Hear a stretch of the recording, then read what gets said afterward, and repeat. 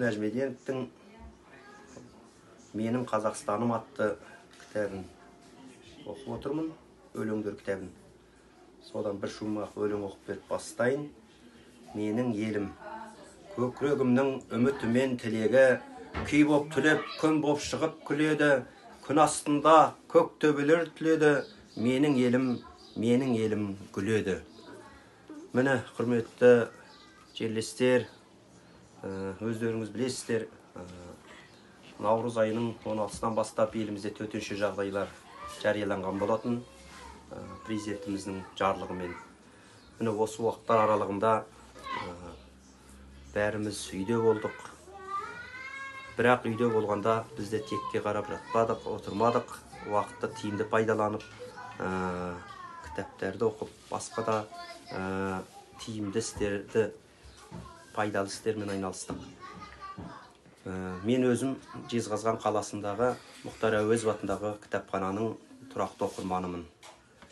Міне осы төтенше жағдайлар кезінде мен кітапханамен байланысым үзілген жоқ. Мына онлайн режимінде кітаптар алып оқып тұрдым.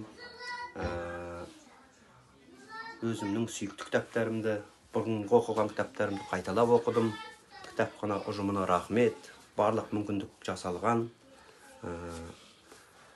Енді мен де сіздерге айтар едім, осындай төтенше жағдай кезінде денсаулықты сақтау керек, талапқа, тәртіпке бағыну керек.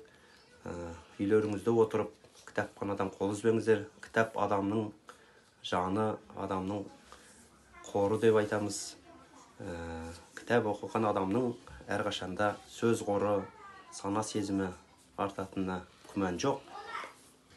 Сондықтан да баршаңызды осындай тәртіпке бағынып, үйлеріңізде отырып, пайдалы істермен айналысуға шақырамын. Біз біргеміз.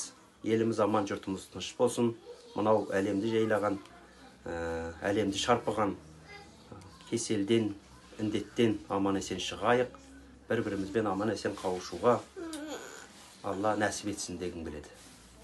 Назарларыңызға рахмет.